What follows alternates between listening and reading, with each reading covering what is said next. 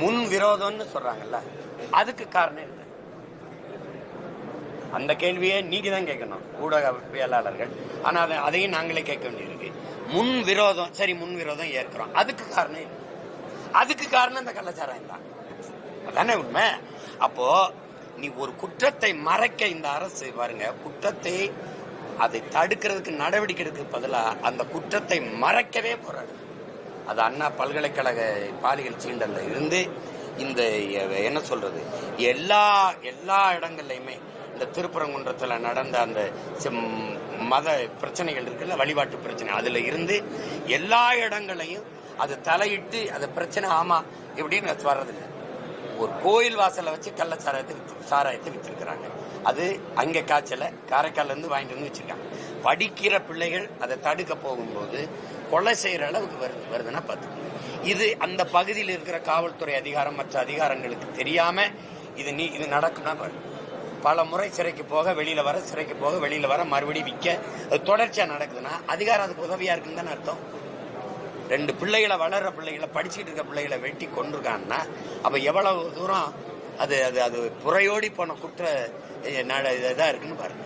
அப்ப அந்த இழந்த பிள்ளைகளுடைய, அந்த நம்பி படிக்க வச்ச பிள்ளைகள், அந்த பெற்றோருக்கான கனவு எதிர்காலம், அவனுக்கு உரிய இழப்பீடே கொடுக்கணும், அந்த குடும்பத்துக்கு பாதுகாப்பு நிதியை கொடுக்கணும். அதுக்கப்புறம் இது மாதிரி குற்றச்செயல்கள் நடக்காம பார்க்கணும். இப்போ கள்ளக்குறிச்சி, அதுக்கு முன்னாடி மதுராந்தகத்தில் நடந்தது நீங்க பாத்தீங்க.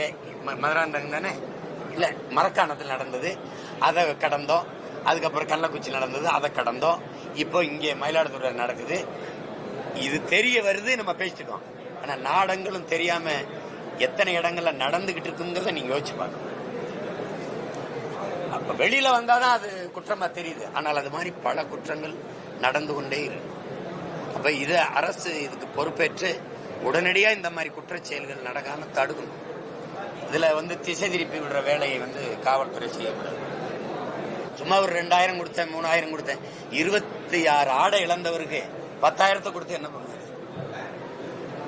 உரிய இழப்பீடை கொடுக்கணும். அதுதான் என்னுடைய கருத்து.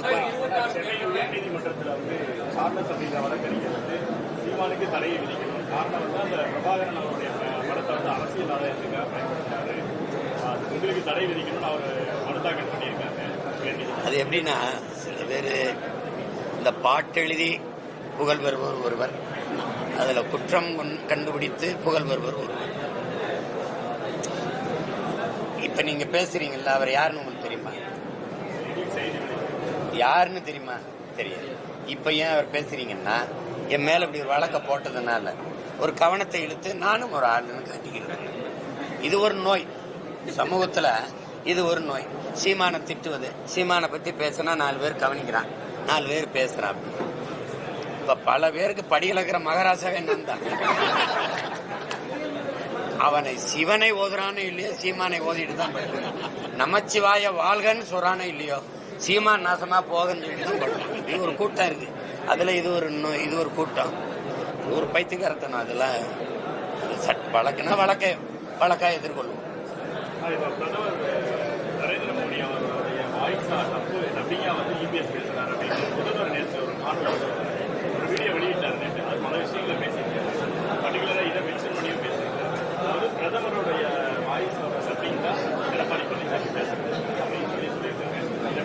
அது பல தடவை இவரே அது மாதிரியான வாய்ஸ் கொடுத்துருக்காரு. அதுக்கு முன்னாடி இவர் தான் அதுக்கு டப்பிங் ஆர்டிஸ்டா இருந்திருக்காரு. பாபர் மசூதி இடிப்பு தீர்ப்பு வரும்போது வழக்குல RSS தலைவர் என்ன அறிக்கை கொடுத்தாரோ அதுல ஒரு வரி எடுத்து கூட மாறாம அதே அறிக்கை இவர்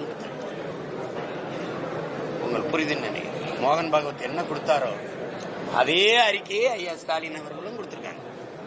ஐயா ஸ்டாலின், அப்பா ஸ்டாலினும் கொடுத்திருக்காங்க. இப்ப அந்த மாதிரி பல முறை இவங்க அவர்களுடைய என்ன சொல்றது, குரல் கலைஞர்களா இருந்து குரல் கொடுத்திருக்காங்க. அதனாலதான் இப்ப நீங்க ஒட்டு மொத்தமா இப்ப இவர் இப்படி சொல்லியிருக்காரு, அவர் அப்படி சொல்லியிருக்காரு அப்படின்னு இருக்குல்ல, அதனாலதான் மொத்தமா இந்த கூட்டத்தை ஒழிக்கணும்னு நினைக்கிற காரணம் அதுதான்.